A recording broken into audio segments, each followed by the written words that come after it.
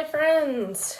Here we are with December part 2 of Because of Mr. Terupt.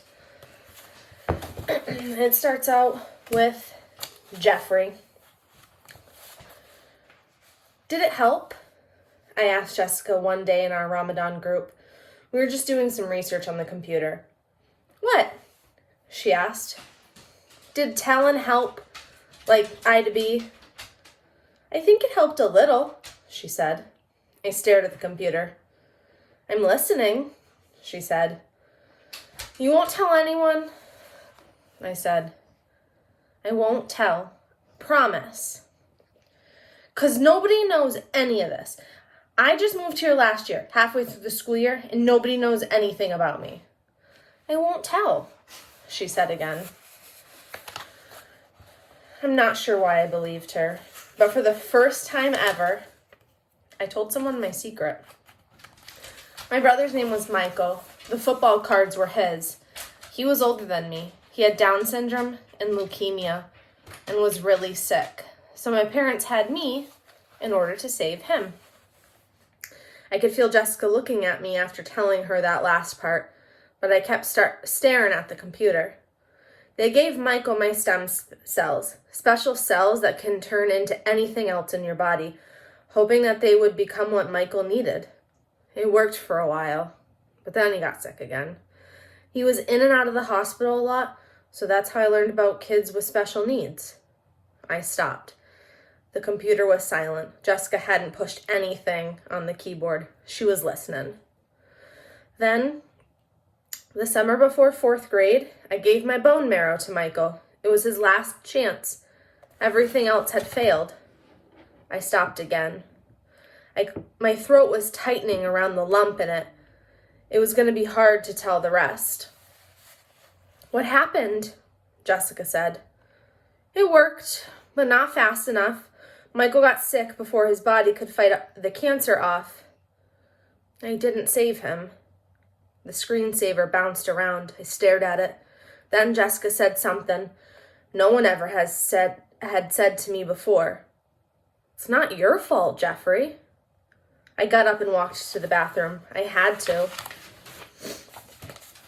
Anna, I never had a teacher stick up for me before. I'd get picked on and made fun of, and my teachers never did anything. Maybe because I never did anything either. I didn't cry or get upset. I just stayed quiet. Maybe it seemed like it didn't bother me, like nobody's got skin that thick. Mr. Terupt did something. I loved him for that. He wasn't real happy about it, though. He wanted us to do the sticking up for each other. I didn't know if I could do that, but with Jessica and Danielle by my side, I knew I'd try. Mr. Terupt is right about that. Things were much easier in our group after the whole Alexia incident. She came back quiet and remained quiet for the rest of the day, and every day after that. I knew she was feeling bad. A lot of girls had felt the same way because of her, so I figured it was only fair. But it bothered me too. Mama's always told me, we don't have enough days to waste being upset or sad. We've got to be happy and have fun, Anna. I think Mom's positive attitude is pretty amazing, especially after all she's been through, and I think she's right. We weren't mean to Alexia, but we left her alone. I hope she'd be different now that Mr. Terupt had held a conference with her.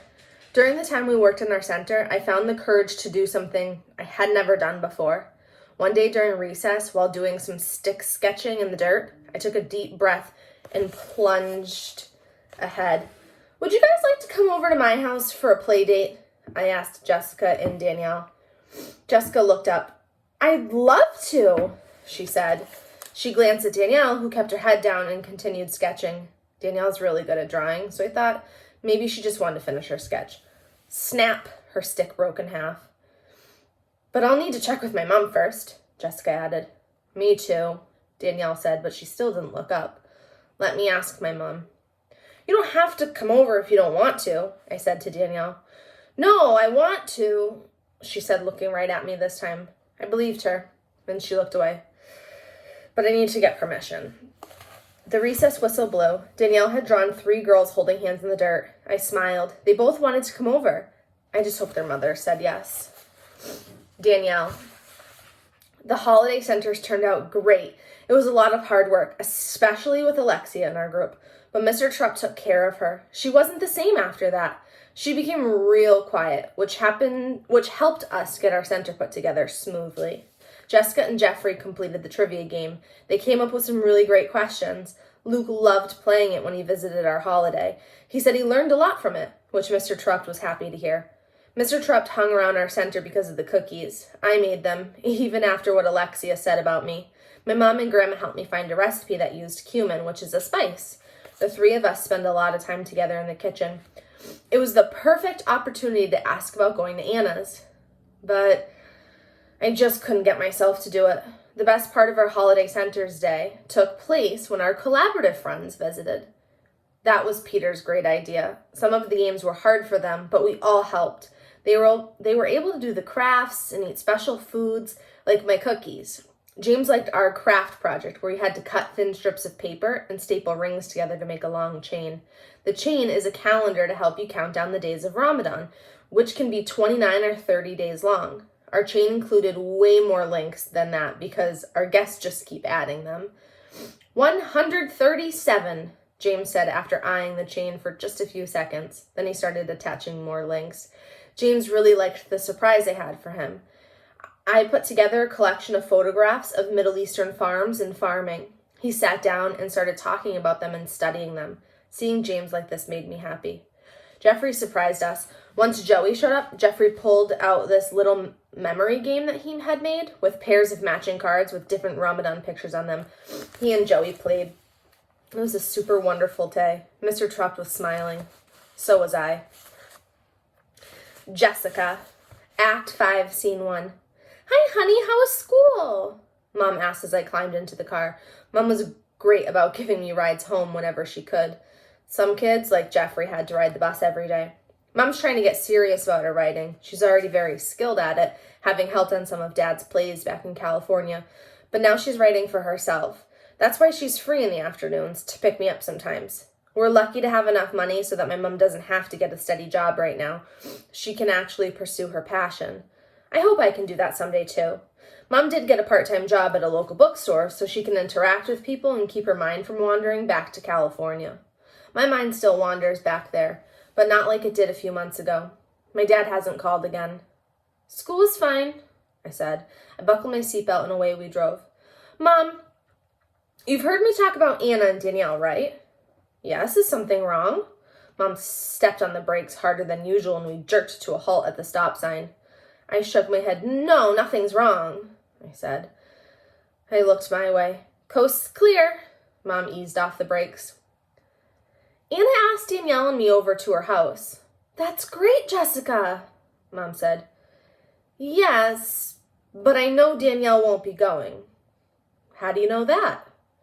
I filled Mom in on what I knew about Anna's mother, and I explained why Danielle's mom wouldn't allow Danielle to associate with the likes of Anna. Mom turned right onto our road. Well, I'm not going to say no just because Anna's mother made a mistake once. We pulled into our driveway, and Mom put the car in park. If Danielle's a nice girl, I bet her mother is too, Mom said.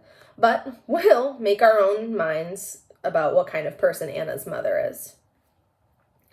Dad made a mistake. You didn't want to give him another chance, I said. Sweetie, your father didn't want another chance, Mom said. He made that clear before we left. She paused. The divorce papers came today. I sat all quiet. Mom's bluntness really zapped me. I'm sorry, honey, Mom said. I'm sure your father will call soon. I shrugged. You don't need to lie to make me feel better. Okay, you're right, she sighed. I've always been honest and upfront with you. I don't know if he'll call. And that is the end of December. Next time we will read January. Can't wait to see what happens. All right, work hard.